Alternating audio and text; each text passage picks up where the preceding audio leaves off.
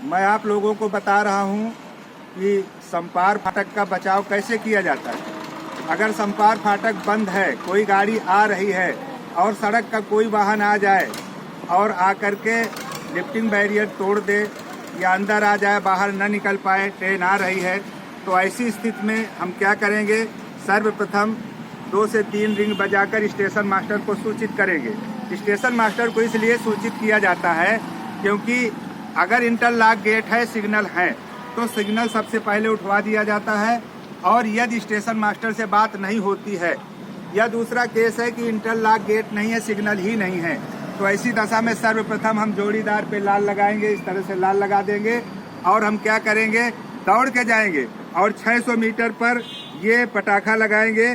और ये पटाखा हमेशा लगाया जाता है जो हमारा स्लीपर होता है, स्लीपर के ऊपर। और स्लीपर के ऊपर इस तरह से पटाखा लगाते हैं कि धमक होने पर हमारी रेल फ्रैक्चर न होने पाए। अगर हम स्लीपर के दोनों स्लीपर के बीच में लगाएंगे तो जैसे वाहन इसके ऊपर से निकलेगा, धमक से रेल फ्रैक्चर हो जाएगी। इसलिए पटाखा हमेशा स्लीपर के ही ऊपर लगाना चाहिए। पहला पटाखा हमने मान लिया 600 पे लगाया। 600 मीटर हम कैसे डिसाइड करेंगे?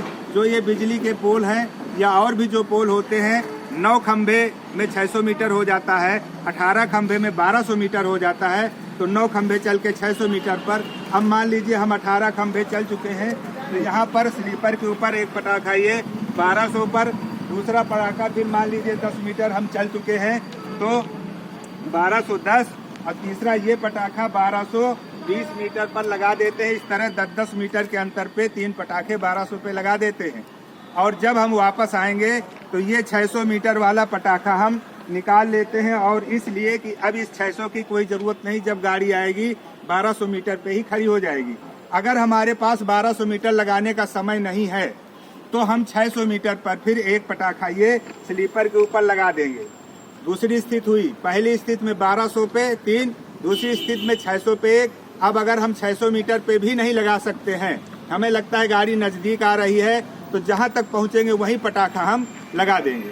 अब चौथी स्थिति ये आएगी कि अगर हम पटाखे लगाने का समय ही नहीं है तो हम लाल दिखा करके गाड़ी को रोकेंगे।